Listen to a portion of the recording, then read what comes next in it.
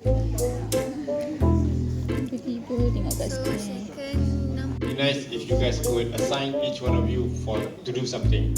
One could be the DP, one could be the director, one could be the... Aku punya flash.